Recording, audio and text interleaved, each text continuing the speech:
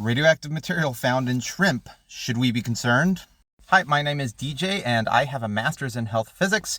It's my job to protect people and the environment from radiation while utilizing the benefits of radiation, and I've been doing this for over 15 years. I'm here on TikTok to educate people about radiation and put things like this into context. So recently, Customs and Border Patrol, when they were scanning a cargo container, they found cesium-137 in one of the cargo containers, and this led them to find that some shrimp from this company here popped for cesium-137 contamination. The level of contamination that was found in this shrimp sample was 68 becquerels per kilogram, and you can compare this to the FDA's derived intervention levels for cesium-137, which is 1,200 becquerels per kilogram. A derived intervention level is the level that the FDA set in place at which they would recommend action be taken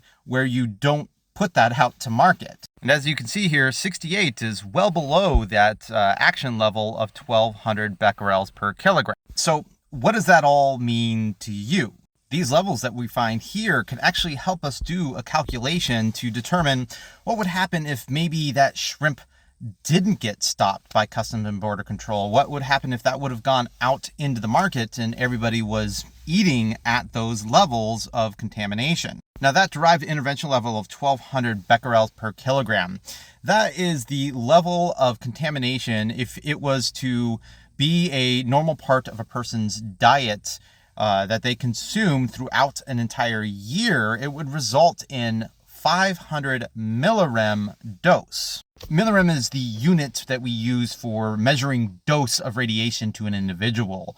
An individual is going to get over 300 millirem per year on average in the United States just from natural background. That's about 1 millirem per day. So let's do some quick math. If you take that 68 becquerels per kilogram, divide it by the 1,200, which is the level that's going to give you 500 millirem, you get 0.0566 of the derived intervention level. Now you can take that fraction that we calculated and multiply it by the 500 millirem. That's the level that a derived intervention level would give you.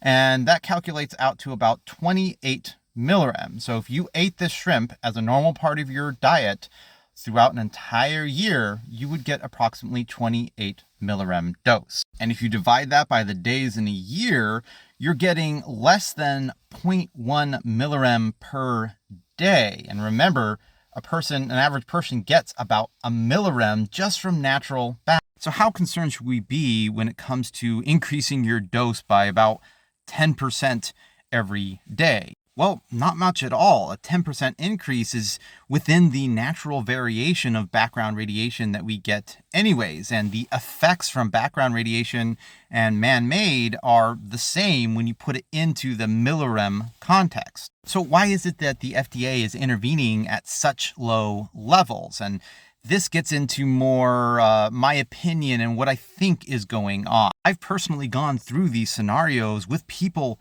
in the agricultural industry, and they'd much rather cut off the arm to save the industry, or in other words, even if it had a tiny fraction of the derived intervention level of contamination in it, they would not let it go to market just to save the rest of the industry. If it becomes known that shrimp might have a little bit of contamination in it, the consumer will choose to just stop eating shrimp.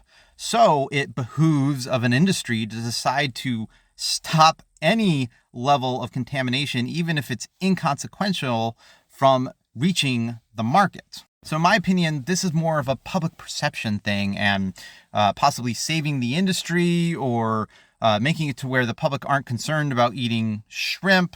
But you can be rest assured, even if maybe you accidentally consumed from this lot and it happened to have those levels of contamination, you should be safe.